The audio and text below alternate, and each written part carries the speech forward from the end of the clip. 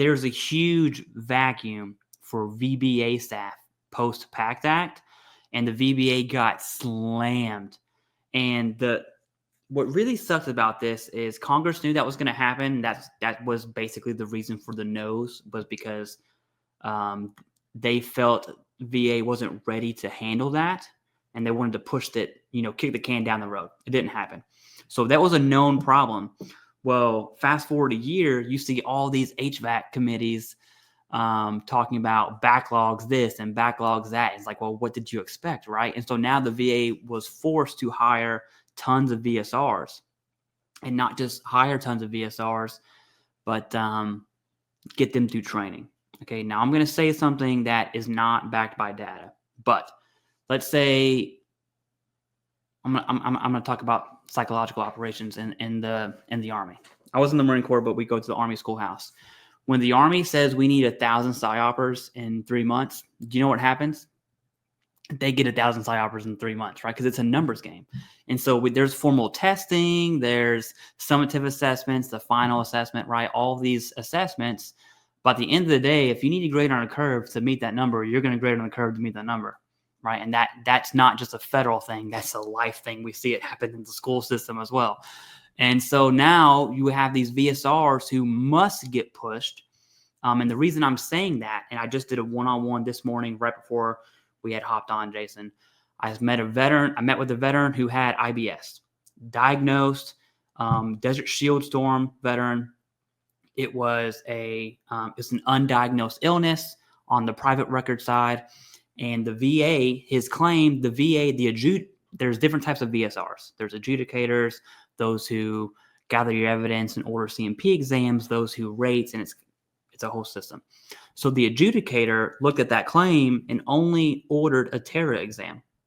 Didn't even think about requesting an opinion for undiagnosed illness under the presumptive criteria for MUCMI. Wasn't even a thought. And I know that one is if I was to say it's a more difficult claim to understand, that would be one of them. But that tells me that VSR either one, exactly as you said, was just going through the process, right? Hey, boom, got this one done.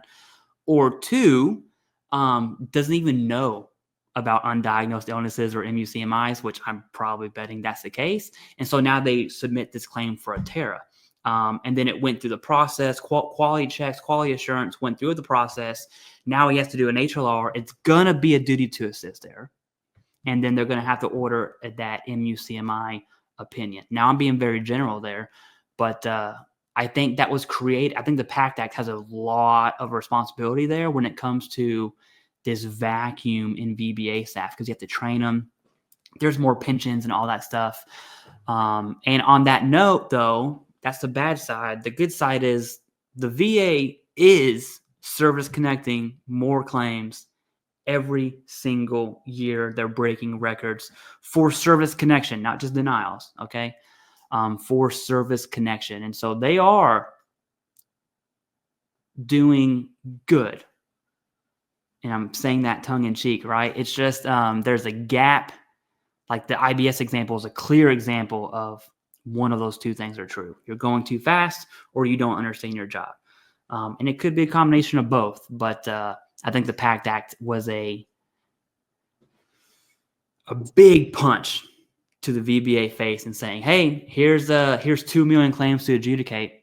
Oh, by the way, those are only PACT Act claims. That has nothing to do with tinnitus or TERA exams or sleep apnea, right? Or whatever else veterans are claiming. That's just PACT Act. That's a lot of claims, Jason. Like 2 million. Clicking this mouse 2 million times would kill me, right? And so that's a lot. Yeah. I think that this is the important part of that conversation. You can't change any of that. Mm-hmm. But what you could do is change how you file a claim. The more that you help, right, the better off you're going to be. Here's all my documents. Here's a list of medical. Here's all my medical records for the past 7 years on that specific condition. Here's a solid Nexus letter. Here's a letter that states that, or in my Nexus letter, it also states that my condition is static based on the past 7 years. of evidence that's supplied.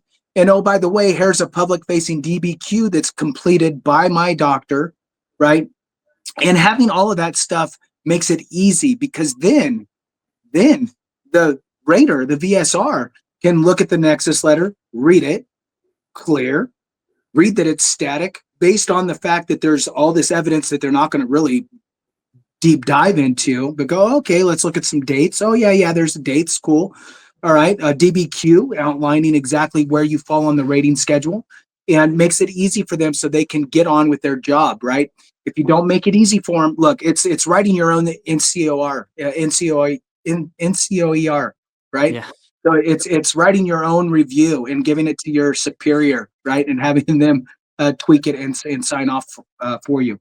So the better off you will be is substantial if you provide them the information that they need to not only rule in your favor, but at the appropriate rating. And I think that that's the lesson learned here, is that, look, we can't change how they're doing any of that stuff. Hopefully they can right the ship. And I think there's been a leadership problem at the VA for a while. And I think that just knowing where we're at is going to, I think if we're smart, we'll take what we know and take a knee, adjust fire, and then, make a logical adjustment, right? And then fire and be on target. If you're firing blind, then, I mean, look, what do you expect, right? You're not going to sit there and fan fire and think that you're going to be a sniper. Come on. So let's have a sniper mentality and be wise with the decisions that we make when it comes to filing a claim, based on the current circumstances. Now, if it was flipped around, Clay, right? If it was based on the VA's methodologies were based on the quality of the review of the claim, and they were spending a lot of time in there, right? Well, then maybe you would have a different approach, but that's not the case. So you need to act appropriate. Back to you.